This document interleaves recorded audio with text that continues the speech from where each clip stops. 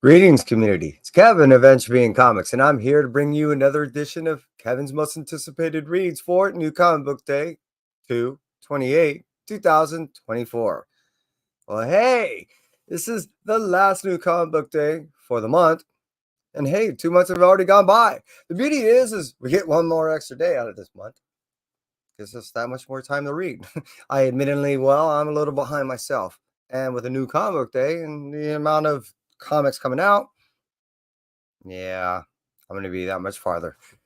That old box is full. Maybe one day I'll read them. But hey, we're here to talk about a new comic day, aren't we? I'm just saying. So hey, before we get into it, let's go ahead and thank those of us that are here to enjoy the show on the live. Hey, Magic Mike, thank you very much. Christina, I appreciate you dancing with me. I saw that you ended up sharing the video, so hey, thank you. I said that thank you. Las Cruces, how you doing from New Mexico? Appreciate you. Hope the weather's doing well out there, and I hope you are too. Everybody saying hello. Yo, Jigs, how you be? Hope all is well with you. Getting ready for the new comic book day? Yeah, me too. One more on live. That's what I'm saying. TK, how you be? It's not about me. It's about you. That's what I'm saying. You ready to do some bad stuff?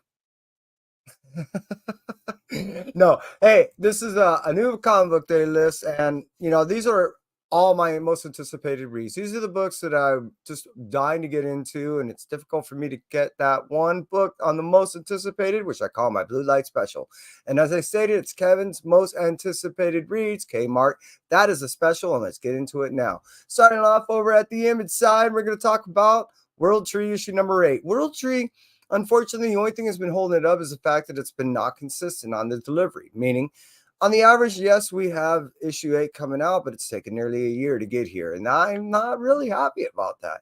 And most people are really dissatisfied by the inconsistency of this release, and along with it, the difficulty to retain what's been going on. Me, I would have to say that I'm slightly there at the same point. I'm really enjoying the story, so what's keeping me there? The reason why is this is a very close story resembling something that like out of Black Mirror. This could almost happen.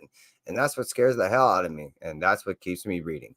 I'm digging this book and I can't help it but to pick it up every time. And hey, probably only have a few more issues left. But this book is so good. It is well written. The art is great, and it just rips into my heart. So I just can't wait. So moving down from World Tree, we're going to move it out to Duke, issue number 3 of 5. Duke is the supporting story of the whole Energon universe. This is tying in with G.I. Joe, Cobra Commander, Transformers, Void Rivals. I'm just waiting for more to pop out of here. But really, Duke issue number 3 is, like I said, it's supporting this whole universe that is tying all these things together. And this was one of those things that was difficult. I'm having a difficulty saying that it wasn't one of my most anticipated reads, like as in like might have been. At the same point, I couldn't put it there because, as you'll see, the one that I picked in my mind was justified. Moving out from there, we're going to end up talking about Marvel stuff. Marvel started off with Amazing Spider-Man issue number 44.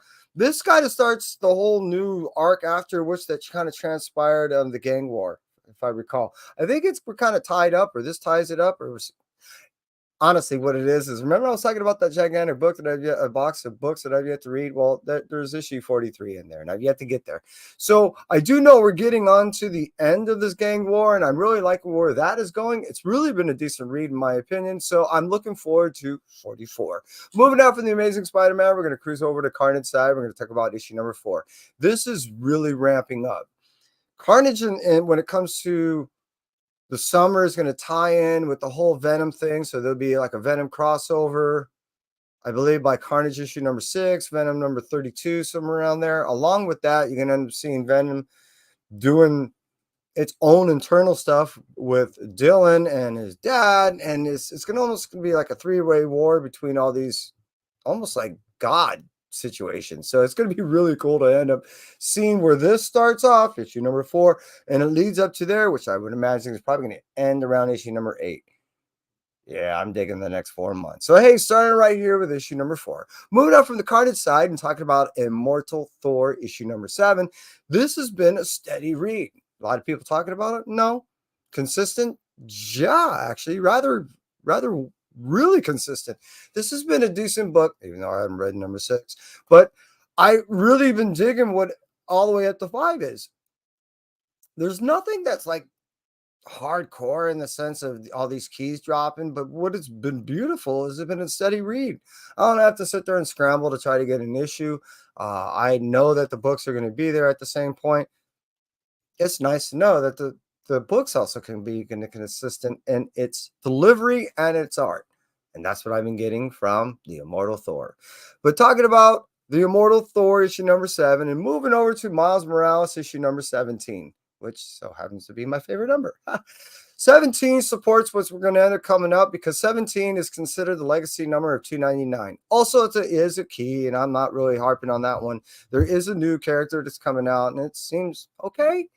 But really, what I'm more interested is when we end up getting back to the whole Rabble stuff. So this sets up for that, which would be issue number 300.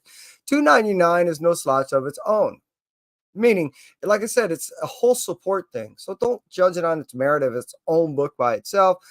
Judge it by what's been leading up to it, which has been also consistent read, and what's going to end up transpiring after 300, which I'd say let's get after 301, then judge. So legacy number. So let's get to issue number 17 and then judge after that. All right, 17 it is. Marvel Secret Wars facsimile issue number 2. I never really bought the whole series. Sad to say. I mean, please don't hate, but I mean, I I can't get around everything in life. No, seriously, no shade. The idea for this is, yeah, I could have went back and ended up buying all the original series, but I'm not worried about thrashing these, and they're all neat and new. Cool colors, everything's popping. Don't have to go scrambling. They come to my door essentially. So that's why, look, I'm really anticipating reading this all as a series. I know it wasn't really like, I mean, there was cool, miraculous things that came out of it. We got a suit, we got Spider-Man, we got Venom. But what I'm really getting at is I never really got to read the series to appreciate it and therefore being able to talk shit about it. So I really want to be able to really have an understanding what everyone talks about this whole series and knowing that we're ending up getting towards the Secret Wars place when it comes to movies anyways. Kind of like to have an understanding what the hell's going on. But moving out from Marvel Secret Wars, facsimile issue number 2, we're going to cruise over to What If Venom. You notice a lot of Marvel? So am I. What If Venom issue number 1? Out of this, what we end up getting is a She-Hulk Venom. Yeah. This She-Hulk Venom thing is a what if like if the gooey stuff would have landed on an individual, She-Hulk, saving my brain just went dead. Yeah, you know what I'm talking about. God, I just said his name earlier.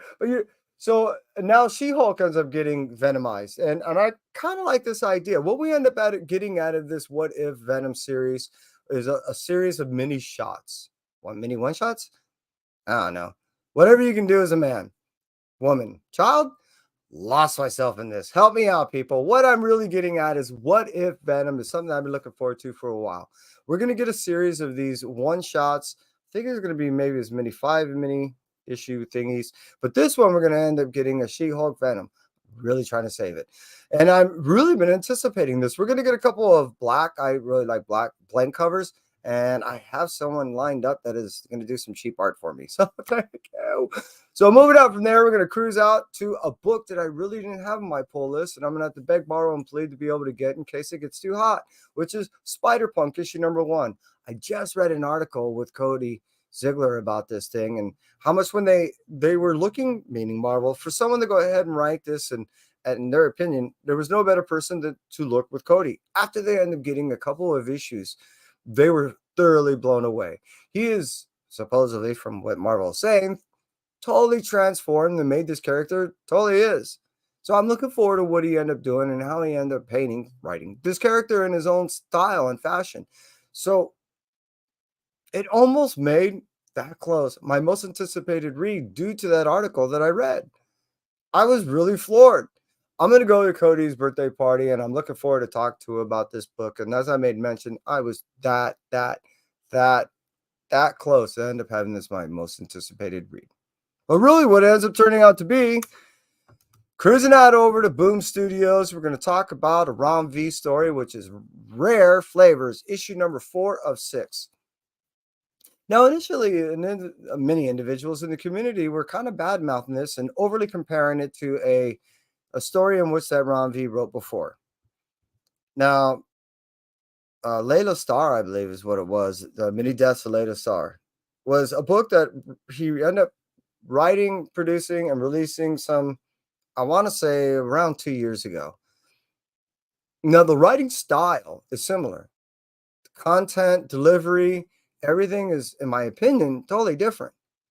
The synopsis, I would say, in a brief way, for me, in my interpretation, is essentially a demonic type creature that really loves to be able to flavor up his people, meaning individuals that he want to cannibalize, by making sure that they have life experiences. These life experiences are the spices and juices of life. In doing so, he ends up flavoring his meat in that where it's enticing for him to consume.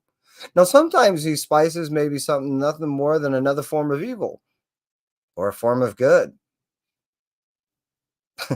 What it ends up being is just another forms of spices, sometimes hot, sometimes bitter, sometimes sweet. And what he ends up doing, and meaning the main character in the story, is he's taking along a character that he's flavoring up. I've been thoroughly enjoying this journey of spices and cannibalism. And what's been really interesting is they're giving you ways to go ahead and make certain dishes. It's a cookbook. There, oh my God, it's a cookbook. How to serve man. Rare Flavors is truly a rare delivery and a rare delight. And hey, that's it from me. Entropy. You stay well.